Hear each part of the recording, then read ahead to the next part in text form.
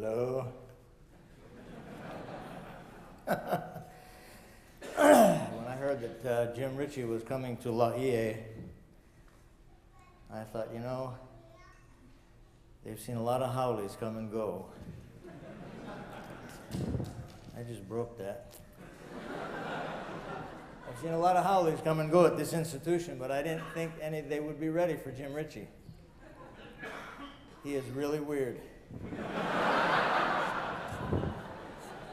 But I'm sure you have come to love Jim Ritchie as Gail and I have. Brothers and sisters, it's nice to be able to address you as brothers and sisters. If I slip and call you ladies and gentlemen, don't be offended, but I usually speak in great and spacious buildings around the world. And it's nice to be here. I've spoken on this stage many times in the past.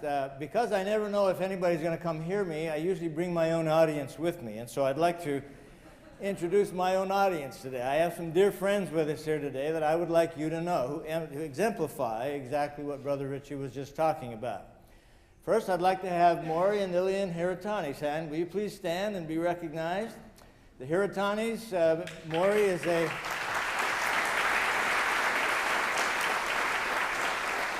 is a retired Baptist minister who has spent his life serving the Savior throughout the South Pacific, has an amazing record of serving his fellow man all over the South Pacific. And dear friends, I'd like to introduce Lloyd and Lois Soweto. Lloyd, stand up. Lloyd and I graduated from University High School in Honolulu.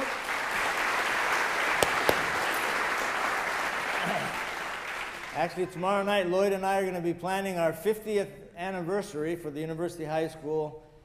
I grew up here in Honolulu, and so this is kind of home for me. And Lloyd is a gifted architect, built another business. Jim, he built an amazing business. He probably built half the buildings in the islands.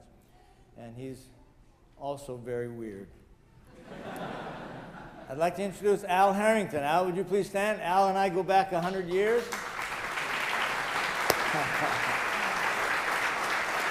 Al Harrington,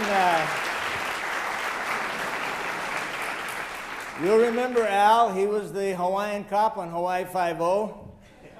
And every time Jack Lord would say, "Book 'em, Ben," he would mumble under his breath, "Book 'em yourself." Isn't that true? He played football at Punahou, and just an amazing career. I mean, when he and Don Ho were in Waikiki together, everybody went to see Al and didn't go to see Don Ho. It was kind of fun. And then, of course, my sweet wife Gail is with me, and if you stand, sweetheart, and let's say you can see my wife Gail.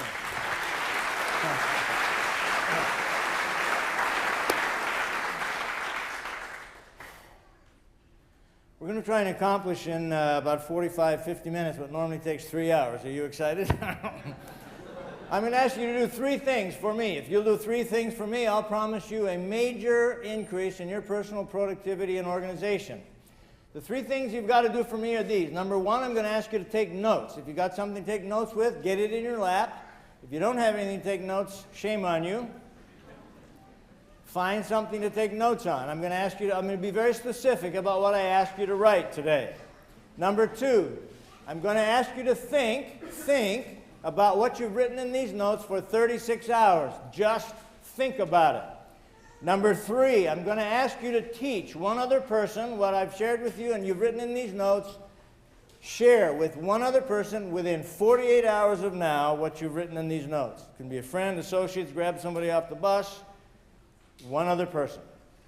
If you do those 3 things for me, I'll promise you a marked change in your productivity and organization and how you live your life. Because I've been involved in time management for a lot of years, a lot of people think, well, he's going to talk about time management. By the way, just for my interest, how many of you ever heard of a Franklin planner? May I see a show of hands? I'm excited. You might be interested to know that the Franklin planner is now being referred to in Utah as the only true book. It's a joke. Because I've been involved in time management, over the last 28 years, I've had over 1,000 people approach me, and I am not jesting, brothers and sisters, over 1,000 people come up to me before or after a speech, and they always lower their voice, and they look around to make sure nobody's listening, and then they say, Hyrum, I wish I lived 100 years ago when they had more time. Really? How much more time did they have 100 years ago? Oh, they had a lot more time. You know what the only difference is between 100 years ago and now? We have more options than they had. Why do we have more options? Because we do stuff faster. That's why we are into speed. If my grandfather missed a train, no big deal, 24 hours, catch another train. If my father missed an airplane, no big deal, 5 hours, catch another airplane. If I miss one section of a revolving door, I go nuts. And so do you. And why do we do that? Because we're into speed, that's why. Would you tolerate the speed of a PC 15 years ago today? Do you remember the old dot matrix printers, you know? And we stand there in awe and watch those suckers spin. Remember that?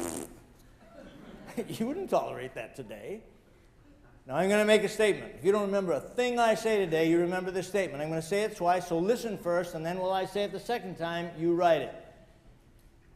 The basic principles that help a human being become more productive and effective have not changed for 6,000 years. Write it. The basic principles that help a human being become more productive and effective have not changed for 6,000 years. Every generation has to rediscover these principles. We write books about them. We give new names to them. A good friend of mine wrote a book, 7 Habits of Stuff. I wrote a book, What Matters Most. Read either book. There's not a new idea in either book. It's criminal, really. We make money at that stuff. How many of you have ever heard of the book, 7 Habits of Highly Effective People? Do you know what one of the 7 habits of highly effective people is? This is a little heavy for Thursday morning, but here comes one of the 7 habits of highly effective people. Hold on to your seats, folks. Be proactive. Oh. Wow. That's got to be 21st century, right? 6,000-year-old idea. You want to hear another one? 2 of the 7 habits on the same morning. This will blow your circuits, folks. Here comes another one of the 7 habits. First things first. Oh.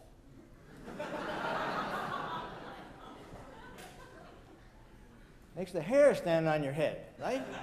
If you had hair. 6,000-year-old idea. And a guy named Covey comes along, puts 7 of them together, and says, these are 7 habits of highly effective people. And the world goes nuts.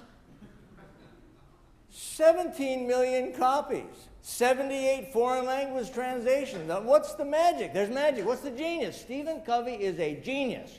You know, they hook him up to a computer at night, put these things on his head. The next morning, there's a new book on the bed. Really. Hate him. The magic was putting the 7 together. The magic was how they are taught for the 21st century. But the basic principles, folks, go back a very long way. Now, the reason I make a big issue of this is what I'm going to be sharing with you today happens to be really old stuff that just happens to be very relevant for today. Now, why do I make an issue of that? You know what has not changed in the last 100 years or 1,000 years? You and me, we haven't changed. The human being hasn't changed. We still have to go to the bathroom 2-3 times a day. You get as old as Al Harrington, it's 9.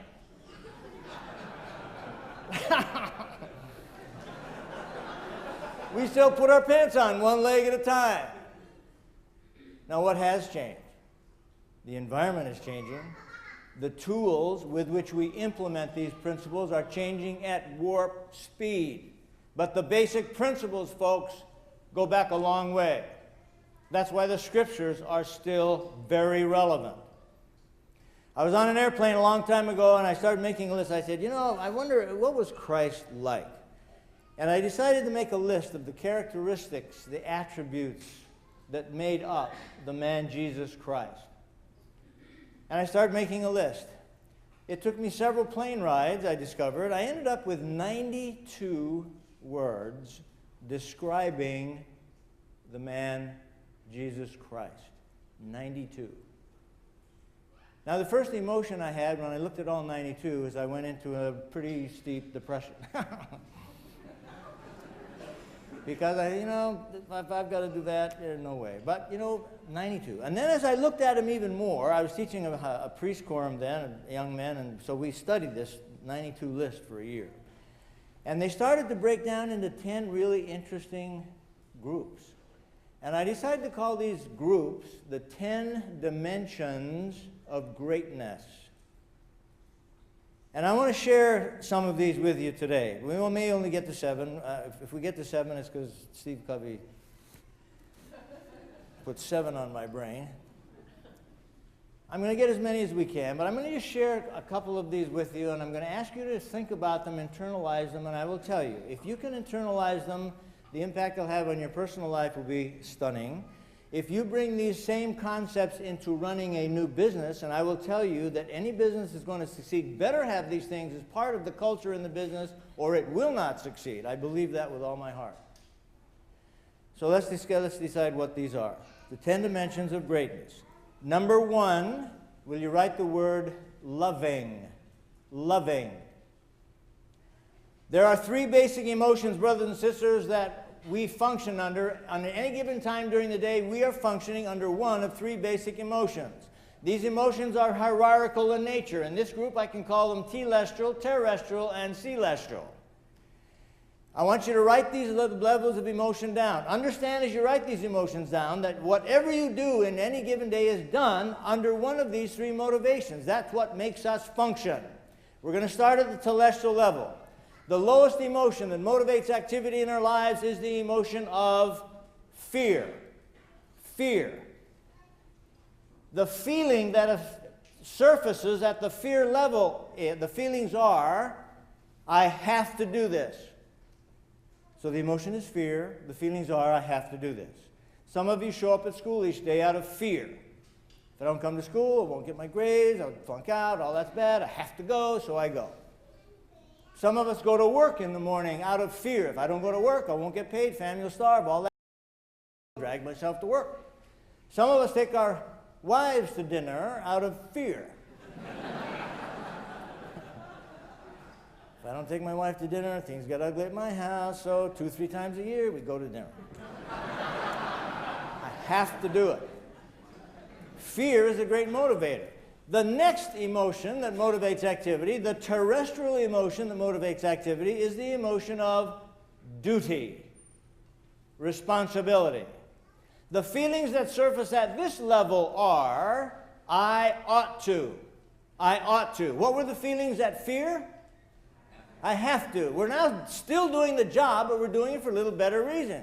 Some of you show up at school each day because you ought to. You're expected to show up. You're paying the tuition, I ought to go, so I go.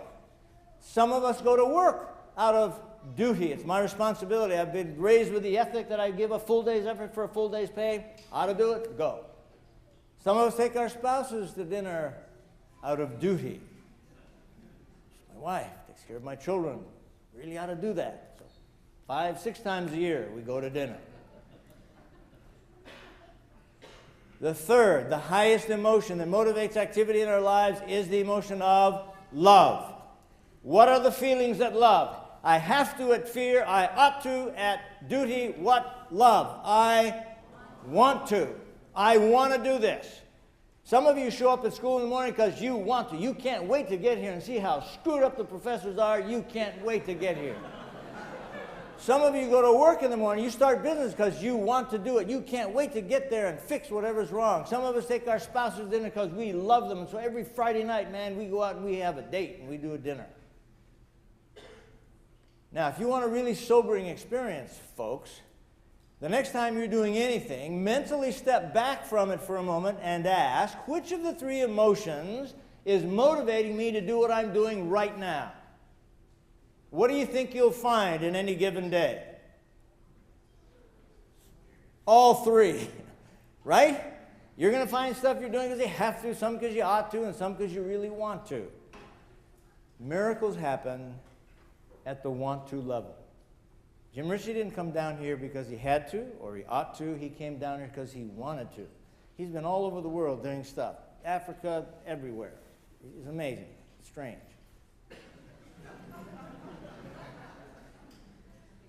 All right, that's the first one. The Savior didn't do what he did because he had to or he ought to.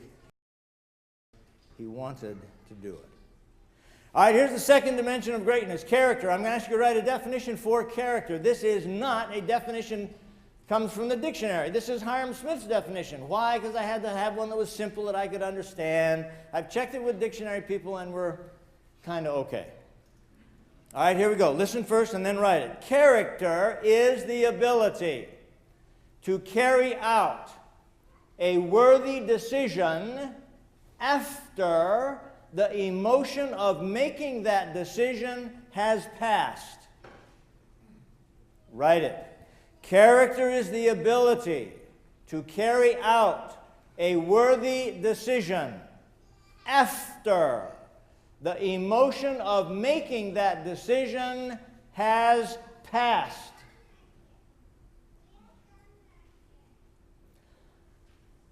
A lot of years ago, Kent Millington, remember this, I was at ADP. I had a little ceremony I went through every morning, and this was in Portland, Oregon, by the way, Kent. Where's Kent? Kent and I go back to the Civil War, too. I had a little ceremony. Every morning about 9:30, I'd walk down 2 quarters into a wonderful lunchroom where I would pay homage to a shrine every day. It was a candy bar machine. I'd slip a quarter into a little slot and retrieve a Heath candy bar. Have you ever had a Heath candy bar? They are wonderful. In fact, you know they just came out with a soft one? I'd take them with a needle if I could. On one occasion, I was standing in front of my shrine, about to get my daily fix of chocolate. 2 fellows sitting across the room, obviously thinking I could not hear. One of them said to the other, "Hyrum is getting porky, isn't he?" I froze in midair with my quarter, looked over to see who it was, put my quarter in the pocket. I could have fired both of them, and I stormed out of the lunchroom.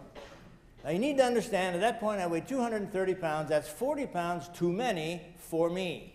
My wife had been on me for 2 years to get rid of the weight. Now, you need to understand, my wife is a marvelous athlete. She held the broad jump record at BYU Provo for 9 years, played on the traveling basketball, volleyball, and basketball team.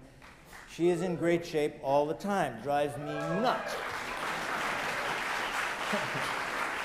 In fact, I was mission president in Ventura, California for 3 years. Every Monday we would play basketball with our staff. They would choose her first. That's really not funny. Picked up the phone, called my wife. This time, I'm going to lose the weight. I was emotionally involved. How long do you think that commitment lasted? 4 hours. What happens in 4 hours when you make a commitment like that? You get hungry. That's what happens. And you find yourself sitting on the third shelf of the refrigerator eating everything you can get your hands on. Character, simply stated, is doing what you say you're going to do. Let me tell you something, folks. If you could get a reputation for that, you can write your own ticket in the corporate world. 1/3 of every commitment made in corporate America either doesn't happen at all or does not happen on time. People of character write their own ticket. Did Christ do what he said he was going to do when he came here? Was it difficult? Yeah. All right, the next dimension. Will you write the words abundance mentality? Oh, this is a big one. Abundance mentality. Brothers and sisters, there are 2 mentalities alive and well on the planet today. One is the abundance mentality, which suggests there's plenty on the planet for everybody, therefore I can share what I have. The antithesis of that is the scarcity mentality, which says there's not enough on the planet for everybody, therefore I've got to grab what I can and hold on to it. Which mentality do you think is more prevalent on the planet? Abundance or scarcity? Yeah, unfortunately that's true. I was asked to speak at a convention in Denver, Colorado a lot of years ago, and I went over and the guy it was his company, big company, and it was an evening speech. He picked me up at the airport in the most amazing car. I don't know what kind of car it was, but there are 2 big R's on the front, a big eagle. got in this amazing car, drove me to his house for dinner. We drove into this neighborhood, whoa, posh neighborhood. We drove up to a gate, 30-foot gate. He pushed a button in his car, the gate opens. We drive up a quarter of a mile, tree-lined driveway in front of the largest house I have ever seen. It looked like the Ritz-Carlton in Laguna Niguel. $8 million house. How do I know that? He told me. $8 million. He takes me on a tour of his house. $3.5 million worth of art in his house. How did I know that? He told me. There were price tags hanging from some of the paintings. Well, we had dinner. I spoke in his convention. He took me back to the airport. On the way back home that night, on the airplane, I had two very interesting, seemingly opposing feelings. The first feeling was, gee, I wonder if he could get by on a $2 million house or a $2.5 million house and do something with the difference that mattered. And then the second emotion that came screaming in on me was, but you know what? I would defend his right to have that $8 million house with my life. Why? That's what America is all about, right? And then I had the big aha. Do you know what an aha is? It's the highest form of a buffo. Do you know what a buffo is? It's a blinding flash of the obvious.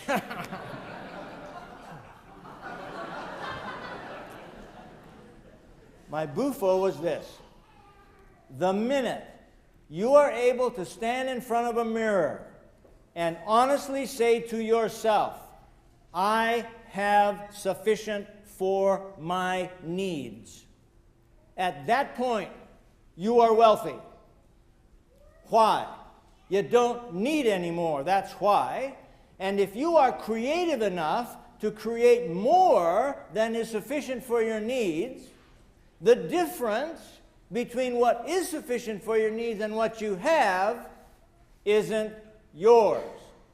It's a stewardship that you have been given to do something on the planet with that matters. Whoo, I got excited about that. So I started giving talks about the abundance mentality all over the world. You know what? Stand in front of a mirror, decide you got enough. When you have enough, if you have more than enough, that's not yours. You got to do something with it. Oh, what a great talk it was. This is an easy talk to give when you're broke. Why? Because you're talking to somebody else, right? You're talking to the fat cats. Well, on June 3rd, 1992, I found myself standing on the floor of the New York Stock Exchange. My wife was there, my children, their spouses were there. 9:15 in the morning, up on the big board. I don't know if you've ever been to the New York Stock Exchange, but it's bedlam. It's very noisy. You know, you can destroy Brazil by raising a piece of paper in the... Anyway. All this noise, and all of a sudden, FNQ was the original one. Franklin Quest came across the big board, $16.50. And I began to sweat.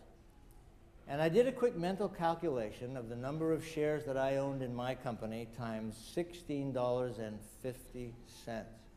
And I began to sweat some more. And then a little voice in the back of my head said, well, Smith, are you going to put your money where your mouth has been? You know, I gathered my family around. It's noisy down there. So I gathered my family around really close, and I said, you know, I'm having a really bad experience here. I just got, gone through that.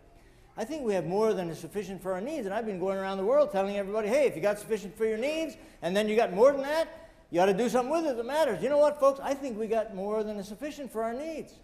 Well, my wife and I stood there that morning on the floor of the New York Stock Exchange, and we made a commitment in the presence of our children. And the commitment is that we would die broke. My children were not excited. But we decided to test the principle. There's a wonderful scripture that says, cast your bread on the water and it comes back tenfold. Let me tell you something, folks. That is not there as fodder for a good talk in sacrament meeting. That's a natural law of the universe. And so we decided to test the principle. And so we decided to die broke. thanks to BYU and a little arts facility in southern Utah, we have till August to live.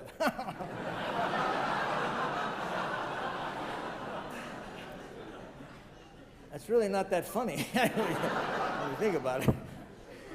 But you know, what we've done with the difference, you'll probably never know, and the main reason for that is it's none of your business. But we've tested the principle. And I'll tell you something, folks.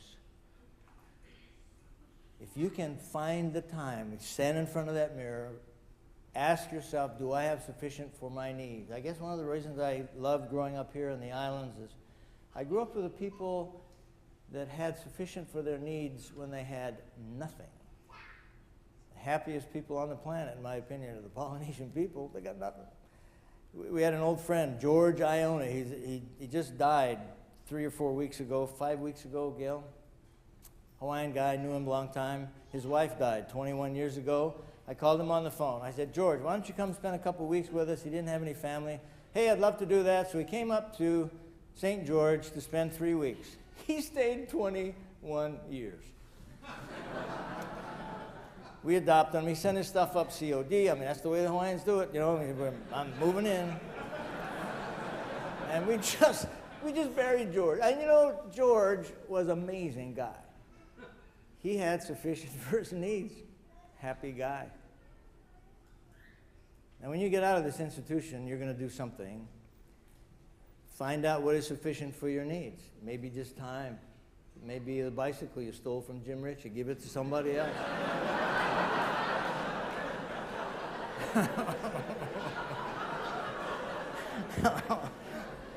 It's in my trunk, by the way. I have it in my trunk. All right, that's the abundance mentality, folks. Think about it. Do something about it. It'll change your life. All right, the next dimension we're going to talk about. Which one do we want to do? How much time have I got, Jim? When am I supposed to be done? 5 to 7 minutes? Really? Let's vote. I'll tell you what, if you get done before I do, you're excused. All right, the next one is mentally tough. Write it down, mentally tough. Was Christ mentally tough? Oh, yeah. Let me share this experience with you. About 3 weeks after 9/11, I got a phone call from Rudy Giuliani. I met Rudy, Gail and I met him at a dinner in 1987. We were given an award by the Federal Investigation Association, long story.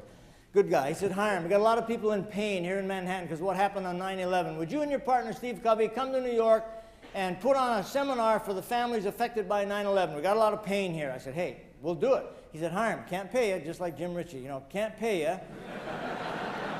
But would you come? You know, Midtown Sheraton Hotel is going to put you up. They're going to donate the ballroom. Would you come? Hey, we'll be there. We flew into New York on the 18th of October, 6 weeks after 9/11. I've flown into Manhattan many, many times. This time was different. The World Trade Center was gone. Lights, smoke, it was gone. At 5:30 the next morning, Rudy had arranged a tour for Stephen Covey and myself of Ground Zero. You couldn't get anywhere near Ground Zero at that point. Why? 1,600 policemen had cordoned off Ground Zero. We went through 4 checkpoints to get down there. 5:15 in the morning, we're standing in front of Ground Zero. You know, I've spoken many, many times in the World Trade Center. Today was different. I was standing on 15 feet of compacted debris. The hole was immense. You could put this university in the hole. The policeman who was our escort, he was all animated, he was excited. He said, you know, guys, I was here that day. I was standing over there. He got all animated. He said, I was right there. He pointed like this, and he said, all of a sudden I heard this big boom, and I looked up and all this stuff came flying out of the World Trade Center. He said, you know, it looked like paper at first. Then it started hitting the ground. It was 50-foot I-beams killing everybody it hit. He said, I watched 34 people jump from the tower. 4 of them were holding hands when they jumped. I watched 8 firemen lose their lives on the ground because people fell on them. And I'm sitting there thinking, oh my gosh. And then he looks at me and he says, Mr. Smith, how many computers do you think there were in the World Trade Center? I said, 50,000 people worked in the World Trade Center, probably a lot. We haven't found one computer. I said, really? How come?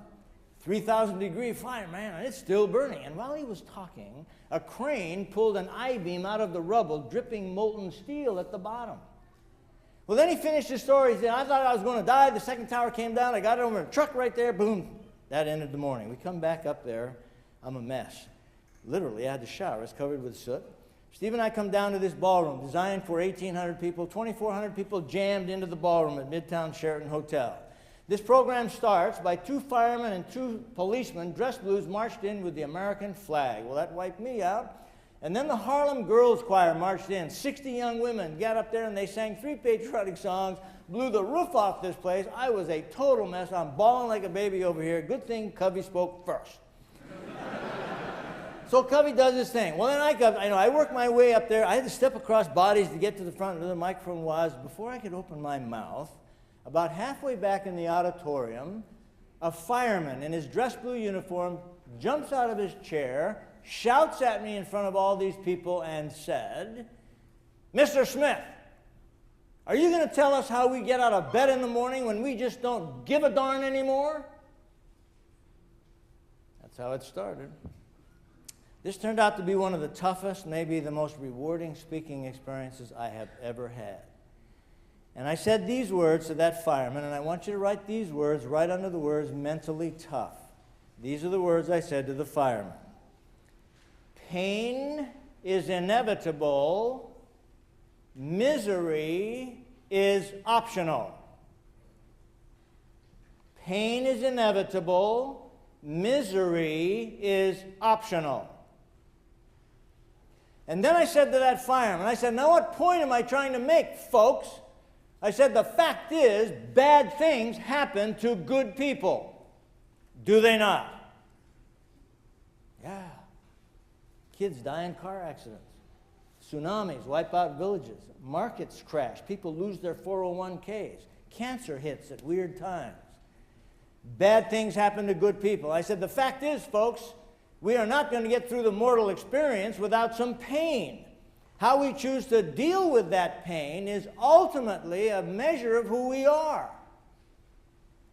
And then I said, I will never minimize or belittle what happened here on 9/11. It was bad. But I said, just for a minute, I want you to compare what happened here on 9/11 to what's happened on this planet in the last 150 years. And let me tell you something, folks. What happened here on 9/11 doesn't even come up on the scope of ugliness in comparison. Does it? I said, let's go back to June 6, 1944. Now, let's go back to June 5th, 1944. Eisenhower is in a bunker in England with his generals. He wrote about this in his memoirs. You know what he said to those guys? He said, gentlemen, we got to throw more kids at that beach tomorrow than they have bullets in the bunker. And you know what they did the next day? They threw 200,000 kids at that beach. And do you know what happened? They ran out of bullets in the bunker. And they took the beach. Eisenhower estimated within 500 how many he would lose that day on the beach. They took the beach. How often do we reverence that? How often do we reverence the killing fields in Cambodia? Maury can tell you about that. How often do we reverence what's going on in Africa right now? Pain is inevitable. Misery is optional. Folks, some of the most serene, magnificent people I have ever known are people that have had to go through excruciating pain, but decided not to be miserable. And that's the way the American people have always been. You know what? 6 months after 9/11, you couldn't buy a flag in America. And for the first time in our history, it was okay for a man to cry. Is that cool or what? All right, I'm out of time. I got to do one more. Can I do one more? I got to do this one because I've learned a lot about this in the last several years. The last one is forgiveness. You think that's a business principle? Forgiveness. Did the Savior know how to do that? Yeah. Do we know how to do that? I don't think so. I'd like to suggest to you, brothers and sisters, that we perpetuate a myth in the church and in the American culture. And the myth is that real forgiveness requires forgetting. And I would like to suggest to you that that is the biggest pile of garbage I have ever heard. There are only two beings in the universe, I think, capable of forgetting our transgressions. That's God and His Son, Jesus Christ. You and me, Here's my philosophy on forgiveness. I believe, brothers and sisters, that real forgiveness requires remembering. and in remembering, deciding that it doesn't matter anymore. Am I making sense here? Deciding it doesn't matter anymore. Let me give you the most poignant example of this I have ever witnessed.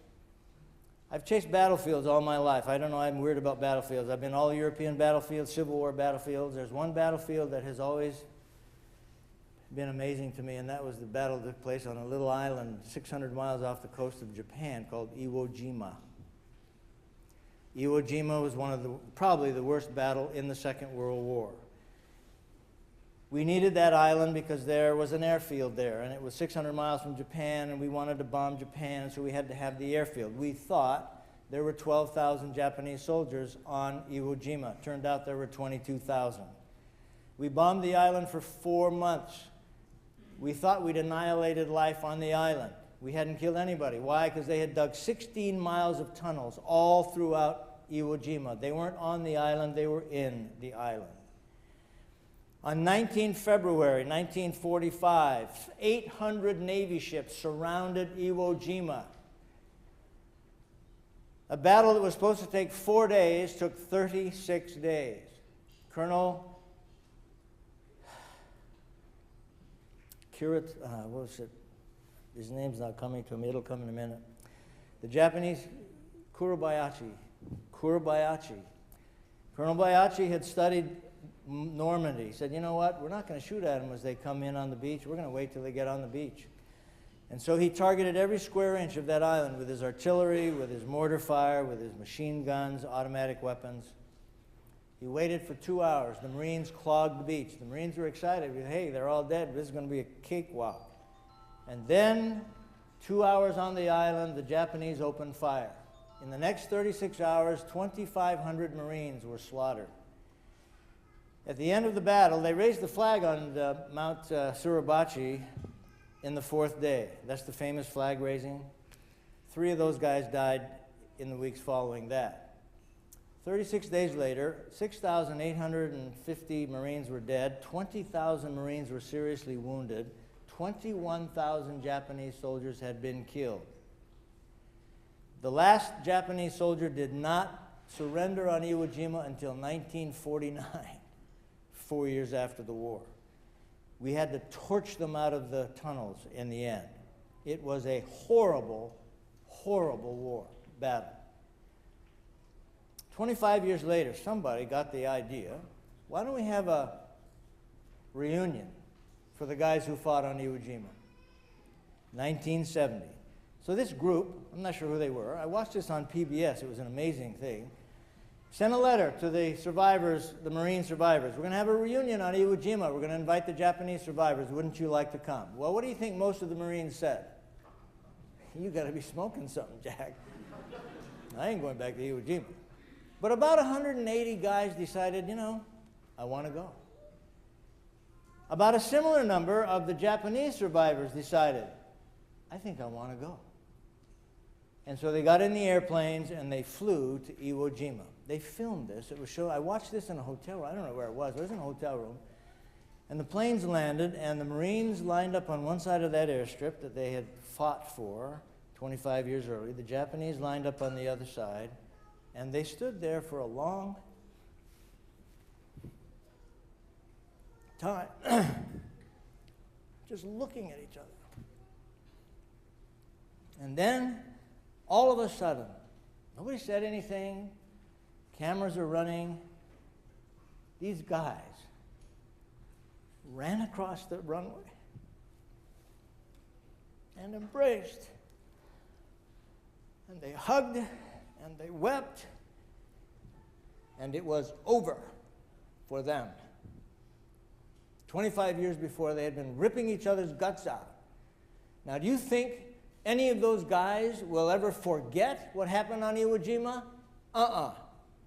I don't think they are required to. I think they need to remember. And in remembering, deciding, as they did in that flash of magnificence, it doesn't matter anymore. People have been through divorce. Think they'll ever forget how ugly that is? No. Should they forget? No. I think they need to remember and then decide it doesn't matter anymore. I will tell you, folks, if you can master that, if you can decide that all the garbage that's happened to you in your life doesn't matter anymore, remember it. Remember what it did to you. Remember how you felt. And then decide. You'll win. I will tell you, you'll win. I just bear my testimony to you, folks, that those 92, and I'll send those 92 to you, and you can drop them from airplanes around La Ie, and everybody, you got to look at them. 92 words like that describe the man Jesus Christ. When you talk about walk with me, how about walking with him? Walk in his shoes. Decide that you're going to be like him. Internalize the principles that made up him. And I will tell you, whatever you choose to do, whether it's to work for a company, build your own company, whatever it is, you will be so successful, it'll blow you away. There are scriptures all throughout the 4 standard works that say, you give your heart to the Lord and you will be successful in anything you choose to do. Now that's paraphrasing a little bit, but that's what it says. I challenge you to do that, and I bear my witness that that's true in the name of Jesus Christ. Amen.